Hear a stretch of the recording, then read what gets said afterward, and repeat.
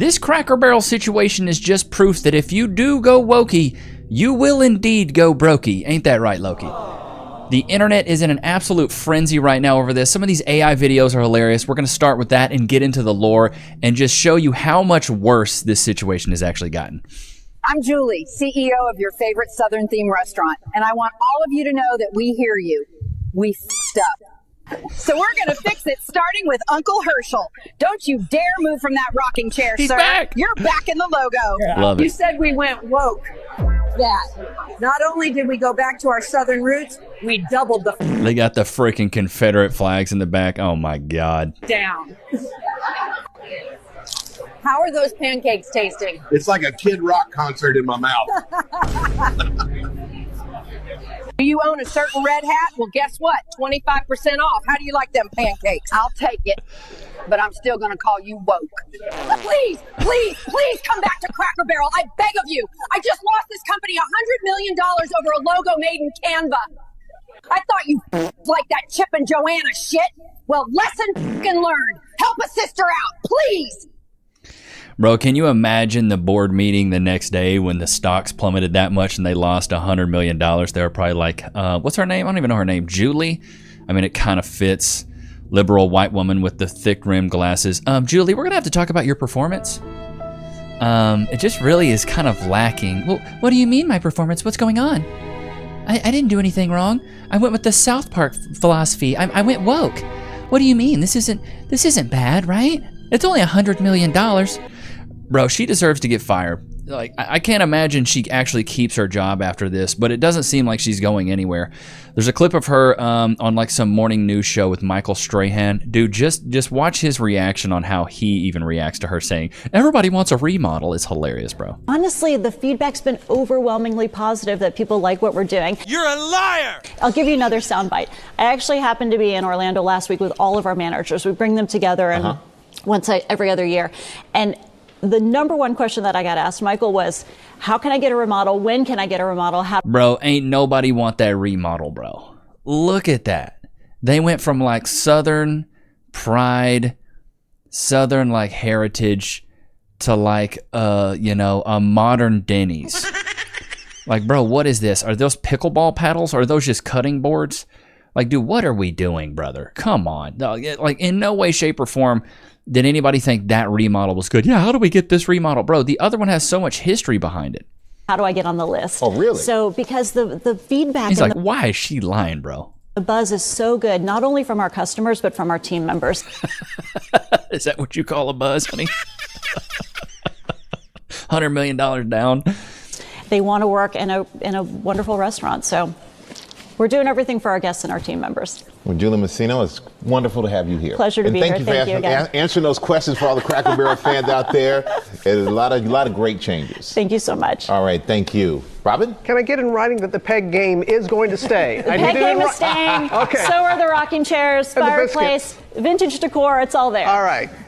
Okay, because that would be a deal breaker. That would be Dude, what's so crazy to me is there was a thing, I think it was a few years ago, like she almost tanked the company off of one phone call, and then they kept her. Bro, imagine you went into work and made $100 million mistake. I almost biggity bet you your butt would be gone the next day.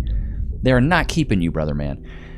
I don't know what it is about these companies. They're so afraid to fire these woke women. Like, dude, if you're losing money, get them out the door, brother. Like, it's just wild to me, bro. Like, being the head CEO of a company, being the figurehead for a company, and making mistake after mistake after mistake. We saw this with the Target CEO. They just fired him for trying to do a bunch of like LGBT stuff or QIA. I don't even know anymore what the acronym is, but they fired him for basically doing a bunch of that stuff, and then their stocks plummeted, so they let go of him. I don't know if you guys have ever seen this guy. His name's Kev on Stage, I believe. He's a hilarious comedian, but he talks about this remodel in like a blatantly racist way, but it's really funny. On the internet, dude said he ate in a remodeled Cracker Barrel and he hated it, and I want to join in on the hate. Bro, it looks like a corporate bathroom in there. Like what? It's just all bland. If the Cracker Barrel don't look like the Jim Crow South, I can't eat there. You gotta have the racism aesthetic. You gotta have the rocking chairs. and the hint of segregation in the air. If I don't feel like I'm on the set of Sinners, then how do I know I'm in a Cracker Barrel? He's got a point, dude. Like, because you know, Cass is half black, and so I asked her one time, because I grew up going to Cracker Barrel. You know, you go get the chicken fried steak. It was like Southern comfort food. I was poor, so going to Cracker Barrel was always cool. But I was like, have you ever been to a Cracker Barrel? She's like, Cracker Barrel's racist. I was like, is it really? And then I was like, let's just go and see. And I went in, and it felt a little racist. I'll be honest, bro. It felt like that Jim Crow era. And then we went there, and the food was horrible. It was terrible. So needless to say, we never went back just because the food was bad. We're going to get into how bad the food is here in a second, so just wait. Well, let's get back to this. This is a gentrified Cracker Barrel. They done took all the character out of it, and I know the edges of the pancake ain't burnt. I got to feel like somebody wants to say, good morning, boy, when I go in, with respect. With respect. And no respect at all. I feel like they want me to work there, but they don't want to pay me, ever. And I've got to live there. That's Cracker Barrel's thing. If you take that away, what is it? A Denny's, a IHOP? A place I don't want to be at. I mean, it's so true. They have made it where it seems like it could be a little racist in work. And I saw this image of Sydney Sweeney and just laughed. I was like, Sydney Sweeney's the only woman on this planet right now that could actually save Cracker Barrel. She does an ad for them, bro, they're back on top. They just need Sydney Sweeney, bro. That's what they need. Hey y'all, so as y'all can see, I work at Cracker Barrel as a waitress, and we're struggling. You see all these people? We all got here at 2 o'clock, 4 o'clock. Well, I got here at 4, and I've only had 3 tables tonight.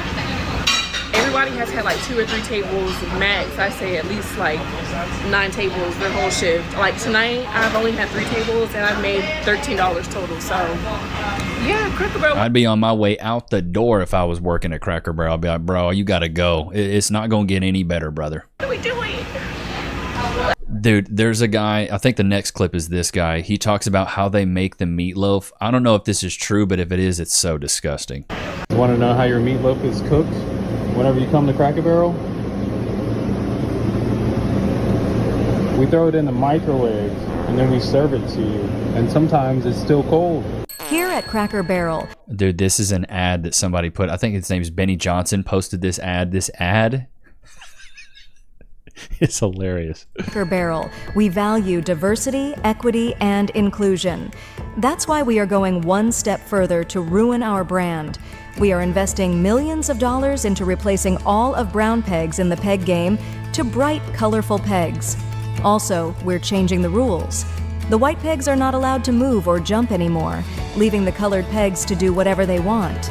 We call it Down with the Cracker. It's about being fair. Oh my God. I forgot about that part. Down with the cracker. Oh my God. In an unfair world. Are you down with the cracker? Oh my jeebers. Okay, so this has gotten worse. Since all these videos came out, this has gotten worse. They've actually issued an apology, brother, which we will get to right after this. Ain't that right, Loki? I've fallen at work and been injured. Oh, wait. I should call my lawyer. I'm John Morgan of Morgan & Morgan. Hey, John Morgan of Morgan & Morgan. It's Levi Nichs of YouTube. Can I get some cash, please? Morgan & Morgan & Morgan & Morgan & Morgan & Morgan & Morgan & Morgan & Morgan & Morgan. Did you know that your injury could be worth millions of dollars? Morgan & Morgan is the largest injury law firm in America, and they've recovered over $20 billion for their clients. $20 billion?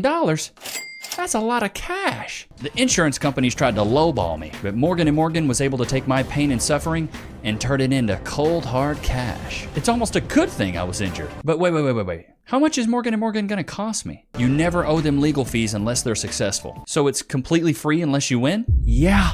Hiring a lawyer?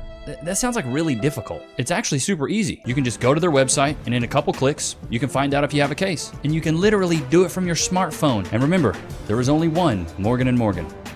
Wait, but it's 2 names though. How is it? Give me the script. Oh, both their last names. Okay, I get it. Okay, roll it. You can start your claim today by going to forthepeople.com/Levi, found in the description below. So if you're injured, you can trust Morgan & Morgan. Oh, okay. So you want something today? You do? Okay. Wait. Free. Sit. Free. All around the place. Free. Go to your place. So they have issued an apology walking this back. So we'll read that really quick. In the last few days, if the last few days have shown us anything, it's how deep, good Lord, Levi words. You stupid. It's how deeply we care about Cracker Barrel. We're truly grateful for your heartful voices. You've also shown us that we could have done a better job sharing who we are and who we will always be.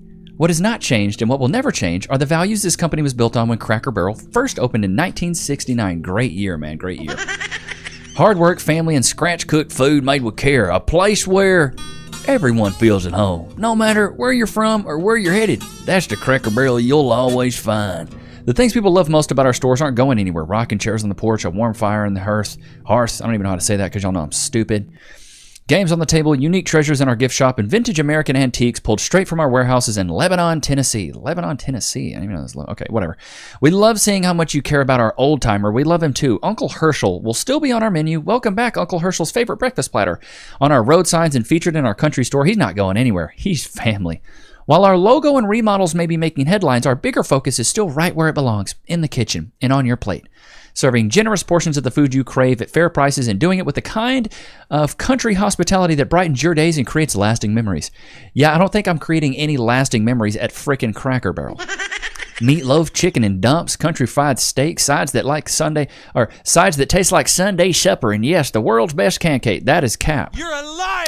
They're all still here, with a few new dishes joining the menu. Whether you're a long-time fan or a first-time guest, we want you to feel at home around our table. We also want to be sure Cracker Barrel is here for the next generation of families, just as it has been for yours. That means showing up with new platforms and new ways, but always with heritage at heart. We take the responsibility very seriously. We know we won't always get everything right the first time. You didn't even get anything right the second time. But we'll keep testing, learning, and listening to our guests and employees. Okay, go back to the original logo. How about listen to us? At the end of the day, y'all know how I feel about anybody that says at the end of the day, it says this right here.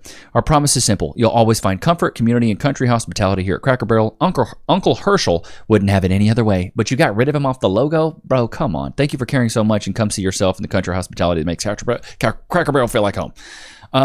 Yeah, needless to say, I think they've lost a massive amount of people that are going to be going to Cracker Barrel. So this is a chick by the name of Sarah Moore.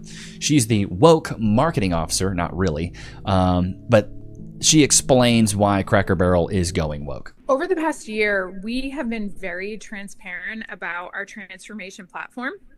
And one of our strategies is really centered on that physical guest experience. And we've spent the last year testing and concepting various levels of remodels. All of these various levels have been rooted in our brand DNA. They've been rooted in guest feedback, and it's all about evolution with intentionality. We've been very transparent about our goal of making our stores feel brighter and even more welcoming than they already are, while maintaining that country hospitality. Bro, I want it to feel dingy like your grandma's house with the wood walls. Y'all know grandma's house back in the day. It had the wood walls. Everything was wood. It had the popcorn ceiling. That's what I want when I go to a Cracker Barrel. You know what I mean? Charm that we're known for. So when it comes to the overall experience, what you can rely on is items like our rocking chairs, our biscuits, our peg games, antiquities on the wall. None of that is going away. We're just looking at ways to freshen up the experience. Really? So that we can open our the doors. antique stuff on the walls is gone. You put up freaking rolling pins and cutting boards. Dude, stop lying, bro. Just stop the cap. Stop the cap.